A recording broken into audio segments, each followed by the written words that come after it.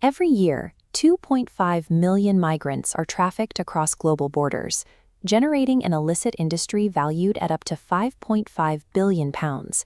This revenue stream rivals the total budget the United States or the EU spends on global humanitarian aid annually. These individuals are frequently moving through high-traffic public choke points, like the transit hub you see here. Survivors interface with emergency rooms, bus stations, and social services, but the protocols in place at these locations are rarely designed to recognize them. When survivors do attempt to access help, standard intake protocols can act as a barrier. Rigid shelter screenings often demand identification documents or invasive trauma disclosures as a prerequisite for entry. For an individual who has had their documents seized by a trafficker, these requirements ensure an immediate rejection. The trafficking industry functions as a highly coordinated, multi-billion-dollar machine. Our institutional responses, by contrast, remain siloed and constrained by localized budgets and rigid administrative boundaries. Institutional intake structures prioritize administrative compliance over survivor accessibility. This systematic design flaw ensures that the very individuals these systems are meant to protect are filtered out during their brief moments of contact. The current clinical benchmark is trauma-informed care. This framework prioritizes establishing safety and trust while recognizing the long-term impact of trauma on an individual's psychology. In a trafficking context, standard trauma-informed models often rely on a survivor's ability to keep weekly appointments and navigate complex clinical hierarchies. For someone under active surveillance or struggling with severe spatial disorientation, these rigid office-bound requirements can make standard therapy physically unreachable. To maintain engagement with these individuals, clinicians are moving toward a more adaptive paradigm, survivor-informed care. This approach centers on a direct transfer of power. Rather than the clinician dictating the terms of treatment, the survivor holds the authority to decide the timing, location, and procedural rules of their own recovery. Trafficking relies on the systematic stripping of personal agency. By returning procedural control to the survivor, the clinical process directly counters the psychological mechanics of the exploitation they endured. Granting this agency functions as a clinical stabilizer. It prevents the power struggle trauma responses that typically lead to high attrition rates in traditional programs. On this balance scale, clinical control rests heavily with the institution. This is enforced through punitive no-show policies, forced timelines, and strict adherence to office-based protocols. To a survivor, these institutional rules can mimic the conditional survival dynamics and strict control enforced by their traffickers. This similarity often triggers an immediate trauma response, leading the survivor to disengage. Letting the survivor dictate the structure of engagement shifts the leverage. Rigid institutional requirements transform into fluid pathways designed to accommodate the survivor's current capacity. This results in adaptive services, teletherapy for those who fear public spaces, outdoor walking sessions to reduce the feeling of being trapped, and drop-in centers that provide resources without a formal intake commitment. For many clinicians, relinquishing this procedural control feels counterintuitive to their training. It requires an acceptance of professional uncertainty and a departure from standard medical hierarchies. Long-term rehabilitation is only possible when the institution flexes to the survivor's needs.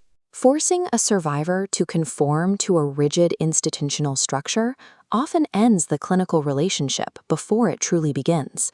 The temporal trauma map shows trafficking is a cumulative experience. First, pre-trafficking vulnerabilities like neglect, abuse, or homelessness, which traffickers target. Second, exploitation, involving physical violence and trauma bonding. Third, post-trafficking institutional friction. These three layers stack into a complex trauma profile. Clinical programs that only focus on the period of exploitation ignore the foundational neglect and the subsequent institutional trauma. This narrow focus leaves the survivor's baseline instability unaddressed. When clinical programs ignore this full timeline, survivors frequently utilize substance reliance to manage the compounding stress, significantly increasing the risk they will be re-trafficked. Rehabilitation requires addressing the entirety of the survivor's timeline, from the initial vulnerabilities to the post-trafficking environment. The first contact in a recovery journey often happens in ground-level environments, like the street scene you see here. Clinicians cannot wait for survivors to appear in their offices. They must engage where exploitation actively occurs. Traditional outreach efforts often struggle to penetrate these spaces. The deep distrust survivors feel toward institutions, often reinforced by traffickers, creates a barrier that a standard clinic badge cannot bypass. This gap is filled by survivor advocates, individuals with lived experience who have navigated the recovery process themselves. These advocates act as the primary point of trust. Because they understand the vocabulary and the reality of the street, their presence breaks the psychological trauma bond in a way an outside professional cannot. Survivor advocates serve as essential system connectors. They bridge the massive gap between the street-level extraction and the first clinical intake session, managing the logistical and emotional trust building required to initiate care. Lived experience provides the most effective clinical pathway for overcoming institutional distrust. This individual-focused work requires the support of macro-level institutions. National and international organizations provide the high-level infrastructure needed to combat transnational trafficking. This map shows the siloed approach. These groups must integrate into an interdisciplinary network model. Tech hubs identify patterns in social media and crypto, providing intelligence to inform local clinicians. Law enforcement utilizes international databases to map supply chains, targeting networks that move victims. This data sharing targets the traffickers' financial and physical infrastructure. This macro-level disruption clears the operational space for local NGOs to manage individual cases safely. Clinical care is only sustainable when a fortified technology and enforcement ecosystem is actively dismantling the industry that exploits the survivor. Attempting to build survivor autonomy within an isolated institution is a precarious strategy. The multi-billion-dollar pressure of the trafficking industry makes individual clinical success statistically unlikely. Street-level advocacy and technological disruption secure the survivor's immediate environment. These actions serve as the critical first phase of a clinical intervention. The survivor remains at the center of this orbit. Every node in the network, from tech data to survivor advocates, aligns to protect their path to recovery. This synchronized network forms a protective shell. It absorbs the impact of trauma responses, allowing clinicians to stay connected.